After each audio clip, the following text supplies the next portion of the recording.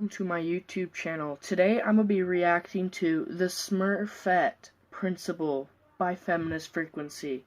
So for those who don't know who Feminist Frequency is, she is a feminist, first of all, that finds everything to be sexist in some sort of way. So let's get right into the video.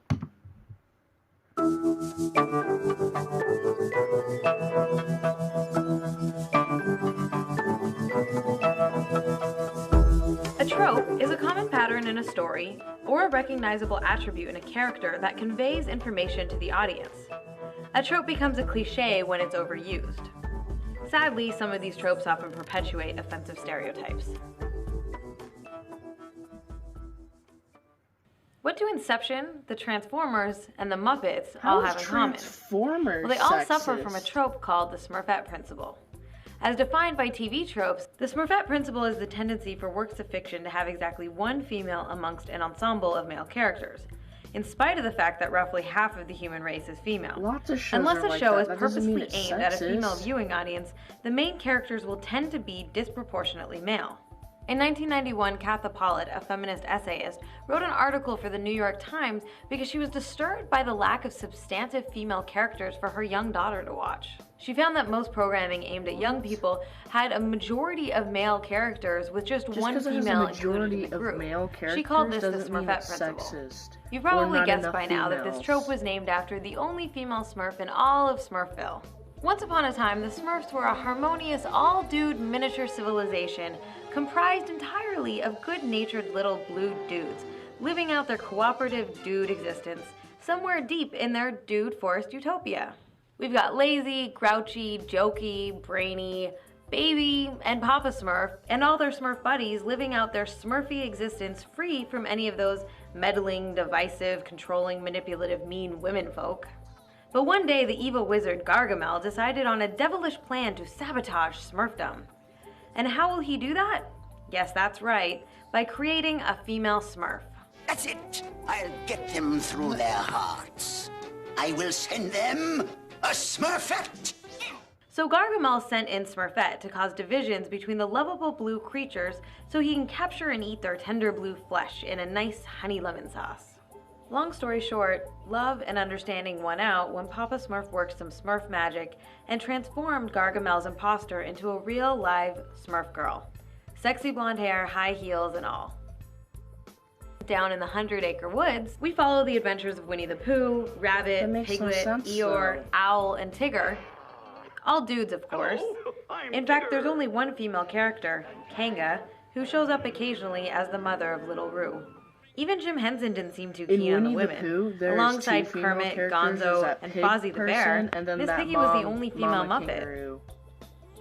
We can even see the Smurfette Principle outside of programming aimed at young people. So for example, you have George Lucas's original Star Wars trilogy, where Princess Leia is the only principal female character in the entire galactic empire.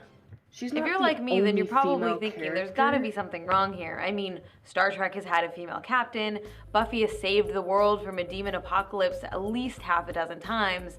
This trope has gotta be a thing of the past, right? Ellen Page's character gets Smurfetted in Inception as her character is the only female Dream Team member. Big Bang Theory has a primary cast of brainy men, plus the Smurfette that lives across the hall. While there have been a small handful of female Autobots in the Transformers universe, Arcee is the only regularly reoccurring female cast member, and she only appeared in 8 episodes out of the original series. That's not sexist. She was set to if she's appear in only the first appeared in 8 Transformers live-action episodes. film, but she was dropped and replaced with Ironhide. She did, however, appear in the second film, Revenge of the Fallen, which also happens to be one of the most sexist and racist films I've ever seen. That makes no sense. This version of Arcee is either a hive mind with 3 different motorcycle saying there's not components, enough female or the other 2 Autobots? bikes are her sisters. It's not exactly clear. The Autobots hangar. And she But thinks it's it doesn't really sexist matter that anyway, because they all get blown up at the replaced end. her? Plus, they only appear on screen for a grand total of exactly... Follow us to the pillars. 39 seconds. Even in most seasons of Jon Stewart's The Daily Show, there's only been one female correspondent at a time. The Smurfette principle is especially important to remember now because Hollywood is currently trying to remake everything and anything that we even vaguely remember from the 80s and 90s in an attempt to cash in on our collective nostalgia. You know, instead of maybe taking risks on things that are new and exciting. We even have a live-action Smurfs movie coming out. We've had 2 big blockbuster movies based on the Transformers, and sadly, there's another one on its way.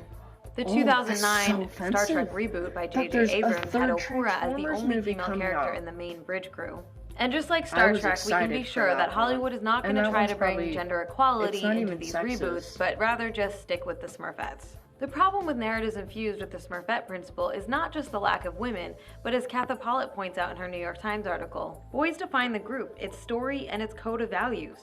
Girls exist only in relation to boys. Basically, this means that men are the default, and women get to be sidekicks or sexy decorations. Even when there's only one female primary cast member, as video blogger Nostalgia Chick points out in her Smurfette Principle video, they're usually just sexy female duplicates of their male counterparts. Disney was the one that kind of really started this interest in the whole default and deviation from default complex. Basically this idea that men seem to want a vagina version of themselves.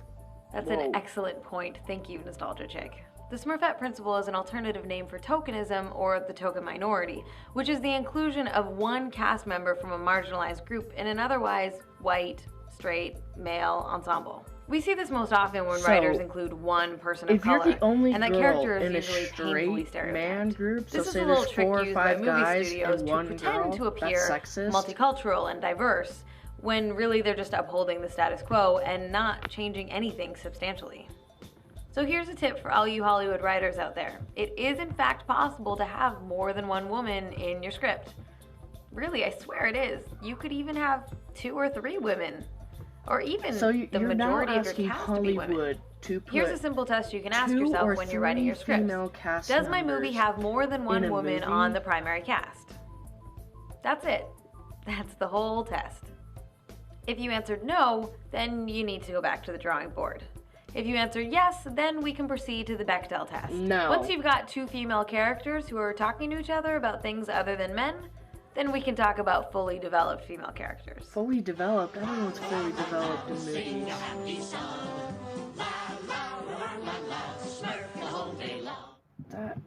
That makes no sense.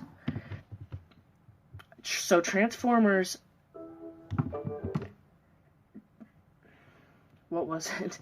So the Smurfs, Transformers, and what's it called? It was with Kermit the Frog and Miss Piggy, and how they all only have female characters that only appear once every few episodes, or for 39 seconds in a movie. That's not sexist at all.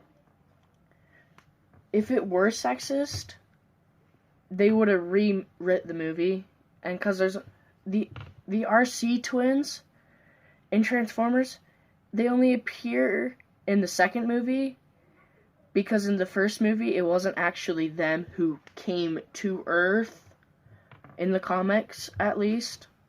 So, thank you for watching this video. Like and subscribe if you want more. I will put my social media down in the description, and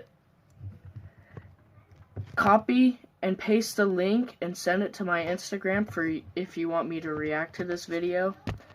Thank you. Bye-bye.